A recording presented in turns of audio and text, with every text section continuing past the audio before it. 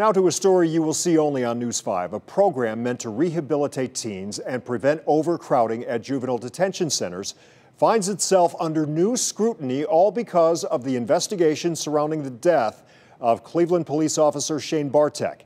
The 18-year-old, now charged in Bartek's death, previously had more than one run-in with the law as a minor, but never ended up in a juvenile detention center. Tonight, News 5's Clay Lepard takes an in-depth look at the Reclaim program. Back in the mid-90s, the cars looked a little different, municipal stadiums still stood along the lakefront, and the Ohio General Assembly had to address its overcrowding juvenile facilities. By 1994, Reclaim, an elaborate acronym for a program meant to offer alternatives for kids in court, launched. Now, as a 2018 oversight report points out, Reclaim offers fiscal incentives to courts if they keep their incarcerated youth population down. The courts can increase local funding by diverting youth from DYS institutions. That funding for those alternative programs adds up. Data from the Department of Youth Services shows Cuyahoga County and Summit County courts each received nearly $3.5 million from the program in 2021. At its core mission, experts agree the program worked. From 2009 to 2020, participating juvenile courts reported a decline in juveniles committed to DYS. In Cuyahoga County, that court went from admitting 293 juveniles to DYS in 2009 to 50 in 2020. However, among those not included in the more recent numbers is Tamara McLeod, the 18-year-old charged in the death of Cleveland police officer Shane Bartek on New Year's Eve. As News 5 previously reported, McLeod already on probation when that shooting happened and wanted for another armed robbery. McLeod was charged in 2017 for assault, domestic violence in 2018, and robbery in 2020.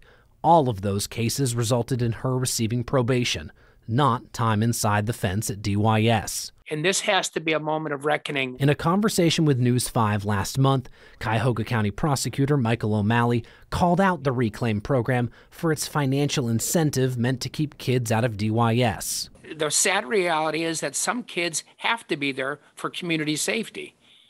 And never should monetary amounts be in the equation when you're seeking justice. And that's what the state of Ohio has done in this case, is they have put cash incentives to not hold kids accountable for their violent crimes. And it's wrong. We asked to speak with someone at the Ohio Department of Youth Services about the Reclaim program, including its new director who took the reins this past December.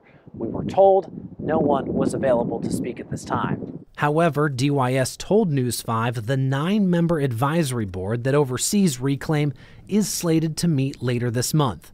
Among the members, we need to make sure that that was an isolated case, is State Senator Nathan Manning, who we caught up with on Monday. We don't want an isolated situation to ruin a good program, but we need to make sure that that was an isolated case, and if it wasn't, we need to fix what's wrong with the program. A program that's kept thousands of kids out of corrections, now under scrutiny because of one. It's certainly time to take a look at it. Clay Lepard, News 5. Now, we should note several people did not want to speak with us about Reclaim, and that includes the Cuyahoga County prosecutor after that initial interview. We looked into it and found a very complex funding formula for the program that we're going to try to break down for you right now. Essentially, any given county starts with a certain number of credits, and the number of those credits starts to go down for every detention bed occupied by a youth offender. Eventually, credits translate into dollars for community programs, but not all of those beds count against the county's credits. Some beds are considered public safety beds. When an offense is so serious, there's no incentive for keeping the offender out of lockup. Those offenses include aggravated and attempted aggravated murder, murder, and attempted murder.